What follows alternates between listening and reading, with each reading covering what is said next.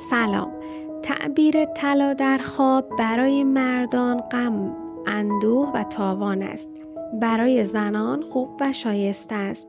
اگر ببیند کسی به او طلا داد، یا مالش از بین می رود، یا تاوانی می دهد، یا کسی بر او خشم گیرد. اگر کسی ببیند در خواب طلا می گرفت، او بر زبانها می افتد. اگر دید که طلای زیادی به خانه می برد، او مال زیادی به دست می آورد.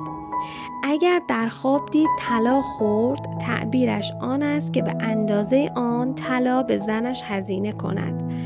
اگر در خواب شخصی ببیند طلای بسیاری در یک جا جمع بود، آن شخص به بزرگی و جایگاه برسد. اگر در خواب طلا و نقره ببیند، دختری را به همسری خود درآورد و غمگین شود. اگر ببیند با زرگری نشسته و با او معامله می کرد، او با مردی دروغگو سر و کار پیدا می کند. شاد باشید.